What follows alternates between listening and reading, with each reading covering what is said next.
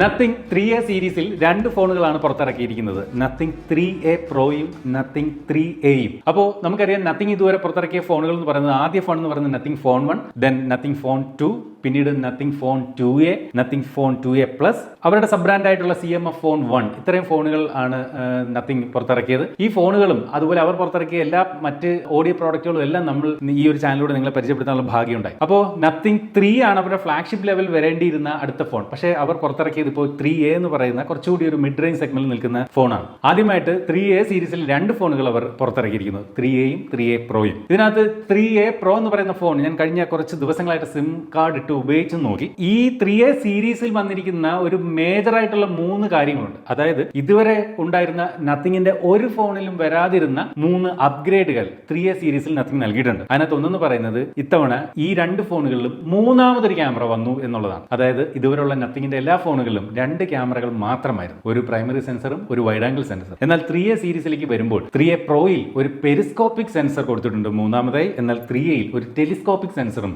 നൽകിയിട്ടുണ്ട് എന്നുള്ളത് പ്രത്യേകതയാണ്. അതുപോലെ തന്നെ ഇതുവരെയുള്ള മറ്റ് നത്തിങ് ഫോണുകളെ അപേക്ഷിച്ച് വന്ന മറ്റൊരു പ്രത്യേകത എന്ന് പറയുന്നത് AI-യുടെ സഹായത്തോടു കൂടി എസെൻഷ്യൽ സ്പേസ് എന്ന് പറയുന്ന ഒരു സംവിധാനം കൊടുത്തിട്ടുണ്ട്. അതുപോലെ ഏറ്റവും പുതുതായിട്ട് ഇതുവരെയുള്ള ഒരു നത്തിങ് ഫോണിലും കാണാത്ത തരത്തിലുള്ള ഒരു എസെൻഷ്യൽ കീ എന്നറിയപ്പെടുന്ന ഒരു സ്പെഷ്യൽ കീയും ഈ ഒരു ഫോണിനകത്ത് നൽകിയിട്ടുണ്ട്. കൂടാതെ ഇതുവരെ ഉണ്ടായിരുന്ന മറ്റ് നത്തിങ് ഫോണുകൾ ഉണ്ടായിരുന്ന സ്പെഷ്യൽ ഫീച്ചറുകളായിട്ടുള്ള, അതായത് നത്തിങ്ങിന് വേണ്ടി മാത്രം അവകാശപ്പെട്ടിരുന്ന ഫീച്ചറുകളായിട്ടുള്ള ഗ്ലിഫ് ഇന്റർഫേസ്, ഇത്തരത്തിൽ ഫോണിനകത്ത് നോട്ടിഫിക്കേഷനുകളും മറ്റും വരുമ്പോൾ കാണുന്ന തരത്തിലുള്ള LED ലൈറ്റ് ഇൻഡിക്കേഷനുകൾ ഫോണിന്റെ ബാക്കിലായിട്ട് അത് ഈ നത്തിങ് 3A സീരീസിൽ നിലനിർത്തിയിട്ടുണ്ട്. അതുപോലെ തന്നെ നത്തിങ് ഇതുവരെയുള്ള തങ്ങളുടെ എല്ലാ ഫോണുകളിലും തുടർന്ന് വന്നിരുന്ന അവരുടെ ഒരു ട്രാൻസ്പാരൻസി DNA അതും ഈ ഒരു ഫോണിനകത്തും നിലനിർത്തിയിട്ടുണ്ട്. എന്തായാലും നമുക്ക് 3A പ്രോയും 3Aയുടെയും കൂടുതൽ ഡീറ്റെയിൽസിലേക്ക് കിടക്കാം. ഒരു കാര്യം ആദ്യമേ പറയട്ടെ, ഈ രണ്ട് ഫോണുകൾ 3A സീരീസിൽ നത്തിങ് പുറത്തിറക്കിയെങ്കിലും ഇവ തമ്മിൽ ഇതിന്റെ സ്പെസിഫിക്കേഷൻ വൈസിൽ ഭയങ്കര ഡിഫറൻസുകൾ ഇല്ല എന്നുള്ളതാണ് സത്യം. ഇവിടെ 3A പ്രോയിലും 3Aയിലും ക്യാമറയിലാണ് പ്രധാനപ്പെട്ട വ്യത്യാസങ്ങൾ വന്നിരിക്കുന്നത്. അല്ലാതുള്ള മറ്റു കാര്യങ്ങൾ, ഈവൻ പ്രോസസർ പോലും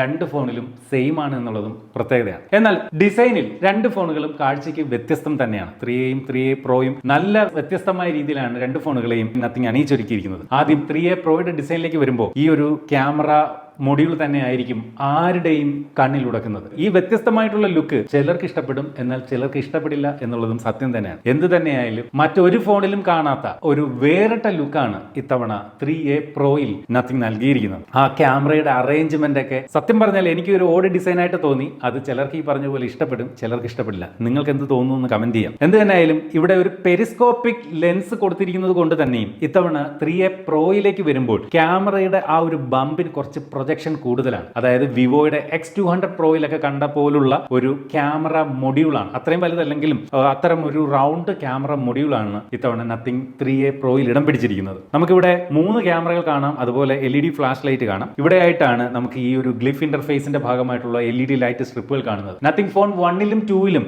ബോഡിയിൽ ഫുൾ, അതായത് ഈ ഒരു ഭാഗത്തേക്കും ഒക്കെ ഇത്തരത്തിലുള്ള ഗ്ലിഫ് ഇന്റർഫേസ് കാണാമായിരുന്നെങ്കിൽ 2A സീരീസ് മുതൽ ആ ഒരു ഗ്ലിഫ് ഇന്റർഫേസിനെ ഈ ഒരു ക്യാമറ മൊഡ്യൂൾ ഏരിയയിലേക്ക് നത്തിങ് ചുരുക്കുകയുണ്ടായി. ആ ഒരു രീതി തന്നെയാണ് ഇവിടെ 3A പ്രോയിലും നൽകിയിരിക്കുന്നത്. ഇതാണ് നത്തിങ്ങിന്റെ 3A എന്ന് പറയുന്ന ഫോൺ. നത്തിങ് 3A എന്ന് പറയുന്ന ഫോൺ കണ്ടു കഴിഞ്ഞാൽ ഡിസൈൻ വൈസ് 2A ആയിട്ട് നല്ല സാമ്യമുണ്ട്. എന്നാൽ വന്ന വ്യത്യാസം ഈ പറഞ്ഞ പോലെ 2Aയിൽ 2 ക്യാമറ ആയിരുന്നെങ്കിൽ 3Aയിലേക്ക് വന്നപ്പോൾ അത് 3 ക്യാമറ വന്നു എന്നുള്ളതാണ്. ബാക്കി ഡിസൈൻ ഒക്കെ ഏകദേശം കാഴ്ചയ്ക്ക് 2A പോലെ തന്നെയാണ് 3Aയുടെ ലുക്ക് എന്ന് പറയേണ്ടി വരും. 2A സീരീസിൽ നിന്ന് കാര്യമായിട്ടുള്ള അപ്ഗ്രേഡ് തന്നെയാണ് 3A സീരീസ് എന്ന് പറയേണ്ടി വരും. കാരണം ഇത്തവണ രണ്ട് ഫോണുകളും നമുക്ക് ഗ്ലാസ് ബോഡിയുമായിട്ട് തന്നെയാണ് വരുന്നത്. എന്നാൽ 2A സീരീസിൽ പ്ലാസ്റ്റിക് ബോഡിയിലായിരുന്നു നത്തിങ് ഫോണുകൾ പുറത്തിറക്കിയത്. അതുപോലെ തന്നെ 3A പ്രോ നമ്മൾ കയ്യിൽ പിടിക്കുമ്പോൾ അതിന്റെ ഒരു വെയിറ്റ് ഡിസ്ട്രിബ്യൂഷൻ അത്രയും പക്കയല്ലെന്ന് പറയേണ്ടി വരും. കാരണം ഈ ഒരു ക്യാമറ മൊഡ്യൂൾ ഏരിയ ഒക്കെ ഇരിക്കുന്നതുകൊണ്ട് തന്നെ ഇവിടേക്കാണ് ഇതിന്റെ കൂടുതൽ വെയിറ്റ്. നമ്മളിങ്ങനെ കയ്യിൽ പിടിക്കുമ്പോൾ മുകളിലാണ് ആ ഒരു ഭാരം കൂടുതൽ തോന്നുന്നത്. ആ ഒരു വെയിറ്റ് കണ്ടില്ലേ, ഈക്വലി അല്ല അതിന്റെ ഒരു ഡിസ്ട്രിബ്യൂഷൻ എന്ന് മനസ്സിലാവും. അതുകൊണ്ട് തന്നെയും 3A പ്രോ എന്ന് പറയുന്ന ഫോൺ കയ്യിൽ പിടിക്കുമ്പോൾ ഒരു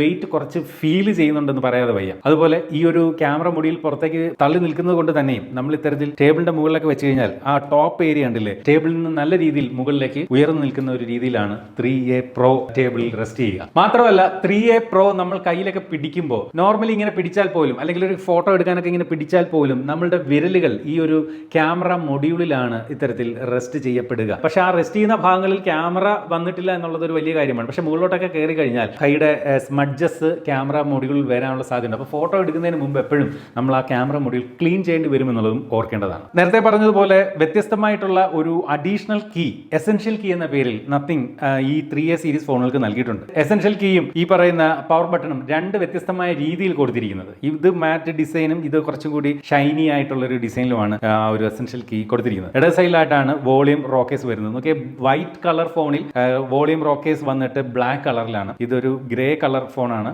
അത് ഒരു മെറ്റാലിക് കളറിലുമാണ് വോളിയം റോക്കേസ് വരുന്നത്. അതുപോലെ ഫോണിന്റെ മുകളിലേക്ക് വരുമ്പോൾ ഇവിടെ സെക്കൻഡറി നോയ്സ് ക്യാൻസലേഷൻ മൈക്ക് കാണാം. താഴേക്ക് വരുമ്പോൾ ഇവിടെയാണ് സിം ട്രേ, അതുപോലെ mic, type C charging port, speaker grill ഒക്കെ കാണാം. ഫോണുകൾ രണ്ടും സ്റ്റീരിയോ സ്പീക്കറുകളാണ് നൽകിയിരിക്കുന്നത്. വെറും സ്റ്റീരിയോ സ്പീക്കറുകളല്ല, നല്ല ക്വാളിറ്റി ഉള്ള സ്റ്റീരിയോ സ്പീക്കറുകൾ തന്നെ എന്തായാലും ഫോണിനകത്ത് നൽകിയിട്ടുണ്ട്. പാട്ടൊക്കെ നമ്മൾ ഒരു ബ്ലൂടൂത്ത് സ്പീക്കറൊന്നും വേണ്ട, ഇതിന് തന്നെ കേൾക്കുമ്പോൾ നല്ല ക്വാളിറ്റി ഫീൽ ചെയ്യുന്നുണ്ട്. ഫോണുകളുടെ ഡിസ്പ്ലേയിലേക്ക് കടന്നാൽ രണ്ട് ഫോണുകളിനകത്തും ഇത്തരത്തിൽ ഓൾവേസ് ഓൺ ഡിസ്പ്ലേ നൽകിയിട്ടുണ്ട്. അത് ഓൾവേസ് ഓൺ ആണ്. ചില ഫോണുകളിലൊക്കെ പേര് പറയുന്നത് പോലെ ഓൾവേസ് ഒന്നും ആയിരിക്കില്ല, കുറച്ച് സമയം കഴിയുമ്പോൾ ഓട്ടോ ഓഫ് ആവും. പക്ഷേ ഇവിടെ നമുക്ക് ഷെഡ്യൂൾ ചെയ്യാം, ഇത്ര മണി തൊട്ട് ഇത്ര മണി വരെ എന്ന രീതിയിൽ നമുക്ക് ഷെഡ്യൂൾ ചെയ്യാനും ഒക്കെ സാധിക്കും. അത്തരത്തിലുള്ള ഓൾവേസ് ഓൺ ഡിസ്പ്ലേ കൊടുത്തിട്ടുണ്ട്. ഈവൻ ഇതിന്റെ ആ ഒരു ഫിംഗർ പ്രിന്റിന്റെ ആ ഒരു ഭാഗം പോലും ഇത്തരത്തിൽ ഓൾവേസ് ഓൺ ഡിസ്പ്ലേ നമുക്ക് കാണാം. അത് ഈ ഓൾവേസ് ഓൺ ഡിസ്പ്ലേയിൽ നിൽക്കുന്ന സമയത്ത് തന്നെ ജസ്റ്റ് ഒറ്റ ടാപ്പിലാണ് അൺലോക്ക് ചെയ്ത് കയറും. ചില ഫോണുകളെങ്കിലും ഇത്തരത്തിലുള്ള ഓൾവേസ് ഓൺ ഡിസ്പ്ലേ ജസ്റ്റ് ഇതുപോലെ വേക്കപ്പ് ചെയ്തതിനു ശേഷം മാത്രമേ വർക്ക് ചെയ്യൂ. പക്ഷേ ഇവിടെ അങ്ങനെയല്ല, ഈ പറയുന്ന ഓൾവേസ് ഓൺ ഡിസ്പ്ലേയിൽ പോലും ആ ഒരു ഫിംഗർ പ്രിന്റ് വർക്ക് ചെയ്യുന്നുണ്ട്. ഇനി ഫോണുകളുടെ ബെസലുകളെ പറ്റി പറഞ്ഞാൽ രണ്ടും ഒരേപോലുള്ള ബെസലുകളാണ്. കുറച്ച് ബെസൽ നമുക്ക് ഫീൽ ചെയ്യും, കണ്ടില്ലേ? പക്ഷേ ഉള്ള ബെസൽ എന്ന് പറയുന്നത് യൂണിഫോം ബെസലാണ്. 4 സൈഡും ഒരേപോലുള്ള ഒരു സൈസിലാണ് ബെസൽ നൽകിയിരിക്കുന്നത്.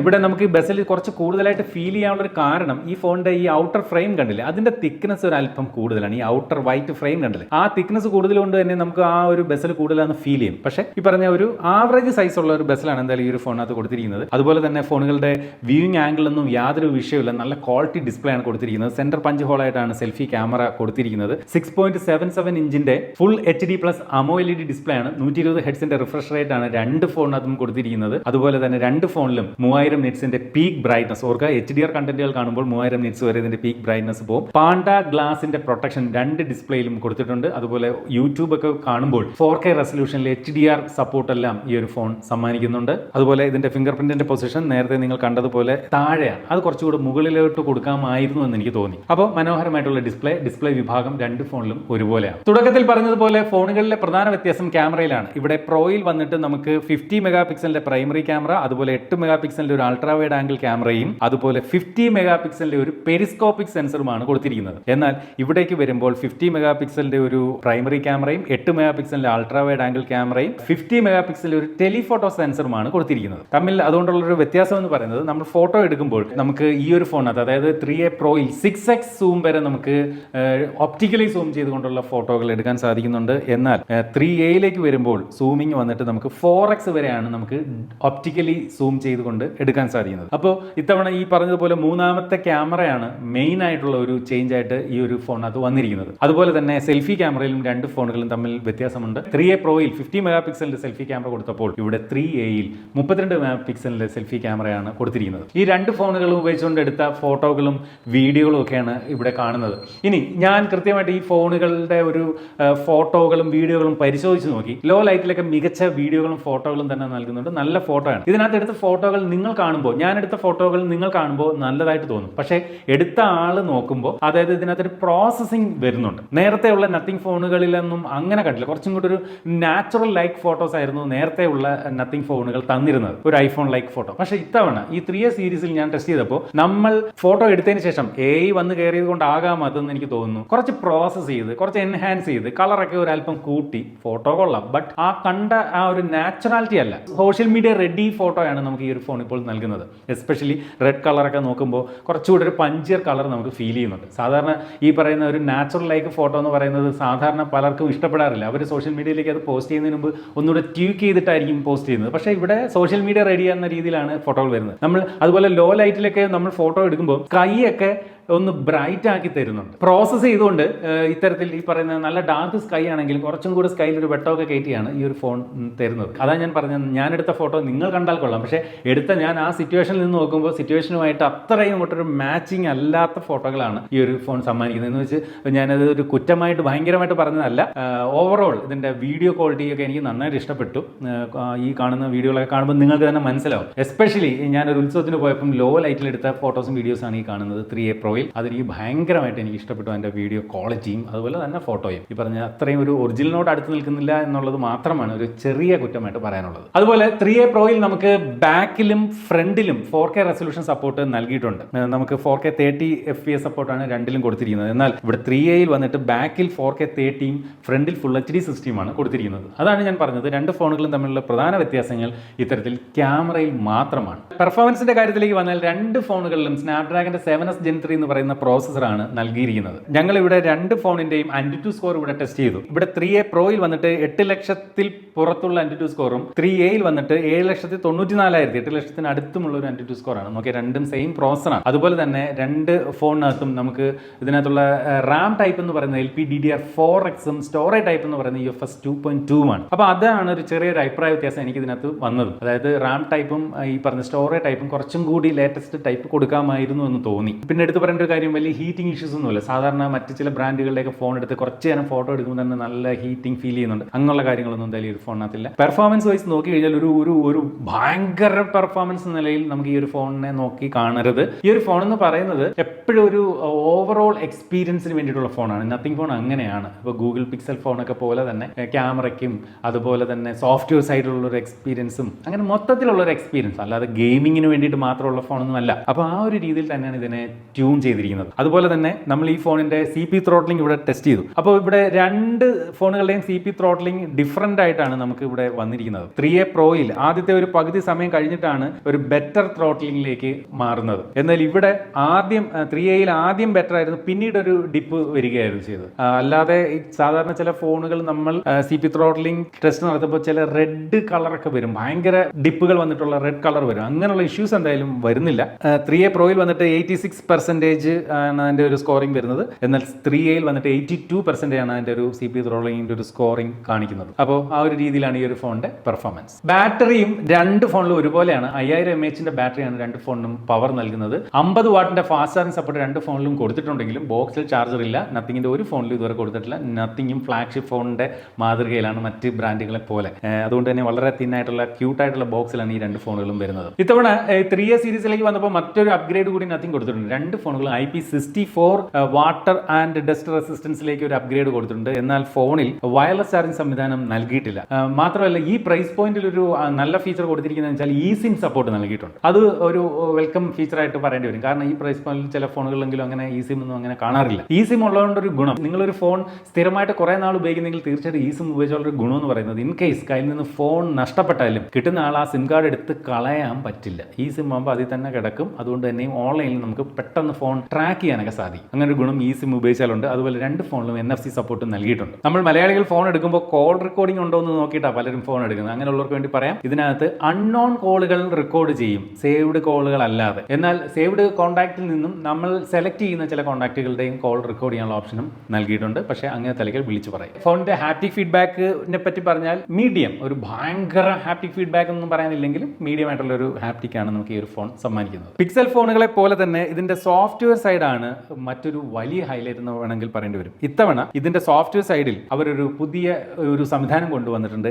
എസെൻഷ്യൽ സ്പേസ് എന്നാണ് ഈ ഒരു സംവിധാനത്തിന് നൽകുന്ന പേര്. ഇത് നേരത്തെ പിക്സൽ ഫോണിൽ സ്ക്രീൻഷോട്ടുകൾ, നമ്മൾ ഫോണിൽ എടുക്കുന്ന സ്ക്രീൻഷോട്ടുകളെ ഓർഗനൈസ് ചെയ്ത് അതിൽ നിന്ന് ഡീറ്റെയിൽസ് ഒക്കെ കിട്ടുന്നതിന് വേണ്ടിയിട്ട് സ്ക്രീൻഷോട്ട് എന്ന് പറയുന്ന ഒരു സംവിധാനം, ഒരു പ്രത്യേക ആപ്പ് തന്നെ കൊണ്ടുവന്നിരുന്നു. അതിന് സമാനമായിട്ട് എന്നാൽ അതിൽ നിന്ന് കുറച്ചുകൂടി അഡ്വാൻസ്ഡ് ആയിട്ട് AI ഉപയോഗിച്ചുകൊണ്ട് വന്നിരിക്കുന്ന ഒരു സംഗതിയാണ് ഈ ഒരു എസെൻഷ്യൽ സ്പേസ്. അതായത് എന്താന്ന് വെച്ച് കഴിഞ്ഞാൽ ഇപ്പൊ നമ്മളിങ്ങനെ ഓൺലൈനിൽ കാര്യങ്ങൾ നോക്കിക്കൊണ്ടിരിക്കുമ്പോൾ എന്തെങ്കിലും പ്രധാനപ്പെട്ട ഒരു ഇൻഫർമേഷൻ നമുക്ക് കിട്ടിയെന്നിരിക്കട്ടെ, നമ്മൾ എന്താ ചെയ്യുന്നത്? നമ്മൾ അപ്പോഴേ അത് ആ ഒരു വാർത്തയോ എന്തായിക്കോട്ടെ, സോഷ്യൽ മീഡിയ പോസ്റ്റോ എന്തായിക്കോട്ടെ, നമ്മൾ അത് സ്ക്രീൻഷോട്ട് ചെയ്യും. ഇവിടെ നമ്മൾ സ്ക്രീൻഷോട്ട് ചെയ്യുന്നതിന് പകരം ഇവിടെ ഈ ഒരു എസെൻഷ്യൽ കീ നമ്മൾ ലോങ് പ്രസ് ചെയ്ത് കഴിഞ്ഞാൽ അത് സ്ക്രീൻഷോട്ട് ചെയ്യപ്പെടും. മാത്രമല്ല അങ്ങനെ ലോങ് പ്രസ് ചെയ്ത് സ്ക്രീൻഷോട്ട് ചെയ്യുന്ന സമയത്ത് നമുക്ക് ഇതുപോലെ ലോങ് പ്രസ് ചെയ്ത് പിടിച്ചു കഴിഞ്ഞാൽ ഒരു വോയിസ് നോട്ട് കൂടെ നമുക്ക് ആഡ് ചെയ്യാൻ സാധിക്കുന്നു എന്നുള്ളത് ഒരു പ്രത്യേകതയാണ്. വോയിസ് നോട്ട് കൂടെ കൊടുത്ത് അത് എന്തിനുള്ളതാണെന്ന് നമുക്ക് കൊടുത്ത് അല്ലെങ്കിൽ ടൈപ്പ് ചെയ്ത് നമുക്ക് അതുപോലെ വെക്കാൻ സാധിക്കും. അങ്ങനെയൊക്കെ ചെയ്ത് കഴിഞ്ഞാൽ നമ്മൾ എടുക്കുന്ന ആ സ്ക്രീൻഷോട്ടുകളൊക്കെ നമുക്ക് ഇതുപോലെ ഓർഗനൈസ് ചെയ്ത് വെക്കാം. മാത്രമല്ല ഇനി സ്ക്രീൻഷോട്ട് നിങ്ങൾ എടുക്കുന്നില്ലെങ്കിൽ പോലും ഈ ഒരു കീ ലോങ് പ്രസ് ചെയ്ത് പിടിച്ചു കഴിഞ്ഞാൽ നമുക്ക് വോയിസ് നോട്ട് കൊടുക്കാം. സ്ക്രീൻഷോട്ട് എടുക്കാതെ തന്നെ നമുക്ക് ഇത്തരത്തിൽ വോയിസ് നോട്ടുകൾ റെക്കോർഡ് ചെയ്ത് വെക്കാം. ഇപ്പോൾ ഉദാഹരണത്തിന് 5 മണിക്ക് ട്രെയിൻ ടിക്കറ്റ് ബുക്ക് ചെയ്യണം എന്ന് ഇംഗ്ലീഷിൽ ഒരു വോയിസ് നോട്ട് നിങ്ങൾ ഇവിടെ ജസ്റ്റ് ഇങ്ങനെ ഒന്ന് ഈ കീ പ്രസ് ചെയ്ത് പിടിച്ചുകൊണ്ട് പറഞ്ഞാൽ 5 മണിക്ക് അതൊരു ഷെഡ്യൂളായിട്ട് നിങ്ങളെ ഓർമ്മിപ്പിക്കും. അപ്പോൾ ആ ഒരു രീതിയിൽ ആണ് കാര്യങ്ങൾ പോകുന്നത്. അപ്പോൾ എയുടെ സംവിധാനത്തോടു കൂടി നിങ്ങളെ കാര്യങ്ങൾ ഇത്തരത്തിൽ വോയിസ് വോയിസ് ആയിട്ടും ടെക്സ്റ്റ് ആയിട്ടും നമ്മൾ എടുക്കുന്ന സ്ക്രീൻഷോട്ടുകളും എല്ലാം ഓർഗനൈസ് ചെയ്തുകൊണ്ട് ഒരു ഓർഗനൈസർ പോലെ നിങ്ങൾക്ക് ഈ ഒരു എസെൻഷ്യൽ സ്പേസ് എന്ന് പറയുന്ന സംവിധാനം സഹായിക്കും. അതിന് സഹായിക്കുന്ന കീ ആണ് ഈ ഒരു എസെൻഷ്യൽ കീ. അതായത് ഐഫോണിലൊക്കെ ക്യാമറ കൺട്രോൾ ബട്ടൺ എന്നൊക്കെ പറഞ്ഞ പോലെ പുതിയ ബട്ടണുകൾ ആഡ് ചെയ്തപ്പോൾ പിന്നെ നത്തിങ് ആയിട്ട് മാറി നിൽക്കുന്നത് എന്തെന്ന് തോന്നിയിട്ടായിരിക്കണം ഇത്തരത്തിൽ എസെൻഷ്യൽ കീ നത്തിങ് ഫോണും കൊണ്ടുവന്നിരിക്കുന്നത്. ആൻഡ്രോയിഡിന്റെ ലേറ്റസ്റ്റ് വെർഷൻ ആൻഡ്രോയിഡ് 15 ആണ് ഈ ഒരു ഫോൺ അത് നൽകിയിരിക്കുന്നത്. അതുപോലെ നത്തിങ്ങിന്റെ സ്വന്തം യൂസർ ഇന്റർഫേസ് ആയിട്ടുള്ള നത്തിങ് OS 3.1 ഈ ഒരു ഫോൺ അത് നൽകിയിട്ടുണ്ട്. എടുത്തു പറയേണ്ട ഒരു പ്രത്യേകത നോ ബ്ലോ ടു വേസ്. അതാണ് ഞാൻ ഇത് ഗൂഗിൾ പിക്സൽ ഫോണുകൾ പോലെ എന്ന് പറയുന്നത്. ഒരു ബ്ലോ ടു വേസും ഇല്ലാതെ സ്റ്റോക്ക് ആൻഡ്രോയിഡ് എക്സ്പീരിയൻസ് പോലെ നൽകുന്ന ഒരു യൂസർ ഇന്റർഫേസ് ആണ് നത്തിങ് OS. അപ്പോൾ അത്തരത്തിലാണ് ഇതിന്റെ ഒരു software side. 3 major Android update, അതായത് ആൻഡ്രോയിഡ് 18 വരെയും 4 വർഷത്തെ സെക്യൂരിറ്റി അപ്ഡേറ്റ് ഈ ഒരു ഫോണിനകത്ത് ലഭിക്കും. ഇനി ഒരു കൊച്ചു കാര്യം കൂടെ പറയട്ടെ. ഈ ഒരു ഫോൺ പുറത്തിറങ്ങിയ സമയത്ത് എൻ്റെ കയ്യിൽ ഈ ഫോൺ, അതായത് നത്തിങ് ഫോൺ 1 കയ്യിലിരിക്കുന്ന സമയത്ത് പോലും പുറത്തൊക്കെ പോകുമ്പോൾ ആളുകൾ ചോദിക്കുന്നത് ഇത് ഏത് ഫോണാണ് കയ്യിലിരിക്കുന്നത്. ഞാൻ പറയും നത്തിങ് എന്ന് പറയുന്ന ഫോണാണ്. നത്തിങ്ങോ അതേതാ എന്നൊക്കെ ചോദിച്ച ഒരു കാലം ഉണ്ടായിരുന്നു. ഇപ്പോഴും സത്യം പറയല്ല, കുറച്ച് പേർക്കെങ്കിലും നത്തിങ് എത്രത്തോളം മികച്ചതാണെന്നൊക്കെ അറിയാത്ത മലയാളികൾ ഉണ്ട് എന്നുള്ളതും സത്യമാണ്. പക്ഷേ അടുത്തിടെ വന്നൊരു റിപ്പോർട്ടുണ്ട്, ഇത് ഈ ഒരു നത്തിങ് എന്ന് പറയുന്ന ബ്രാൻഡ് വന്നതിന് ശേഷം വളരെ കുറച്ച് കാലങ്ങളെ ആയിട്ടുള്ളൂ ലോകത്തെ ഏറ്റവും ടോപ്പ് 10 ബ്രാൻഡുകളിൽ ഒന്നായിട്ട് നത്തിങ് മാറി. നേരത്തെ OnePlusൽ ഉണ്ടായിരുന്ന കാൽപേയാണ് ഈ ഒരു നത്തിങ് എന്ന് പറയുന്ന ബ്രാൻഡിന്റെ കപ്പിത്താൻ എന്ന് വേണം പറയാൻ. അദ്ദേഹം ഈ പറഞ്ഞ പോലെ ഈ ഒരു ബ്രാൻഡിനെ ലോക നിലവാരമുള്ള മറ്റ് ബ്രാൻഡുകൾക്കിടയിലേക്ക് ഉയർത്തിക്കൊണ്ട് വന്നുകൊണ്ടിരിക്കുകയാണ് എന്നുള്ളതാണ് നത്തിങ് എന്ന് പറയുന്ന ബ്രാൻഡിനെ പറ്റി അറിയാത്തവർക്ക് വേണ്ടി പറയാനുള്ളത്. എന്ത് തന്നെയായാലും ഈ 2 ഫോണുകളും ഒരു മിഡ് റേഞ്ച് സെഗ്മെന്റിലെ ഫോണുകളാകുമെന്നുള്ളതാണ് എനിക്ക് ഉറപ്പ്. പക്ഷേ ഇതിന്റെ പ്രൈസ് എനിക്ക് നിലവിൽ അറിയില്ല. ഈ വീഡിയോ നിങ്ങൾ കാണുന്ന സമയത്ത് ജസ്റ്റ് ഗൂഗിൾ ചെയ്താൽ ഇതിന്റെ പ്രൈസ് ഇപ്പോൾ വന്നിട്ടുണ്ടാവും, അറിയാവുന്നതാണ്. ഇതുപോലെ മനോഹരമായിട്ടുള്ള മറ്റൊരു പ്രോഡക്റ്റിന്റെ വിശേഷമായിട്ട് നമുക്ക് അടുത്ത വീഡിയോയിൽ വീണ്ടും കാണാം. അതുവരെ സ്റ്റേ സേഫ്, ബൈ.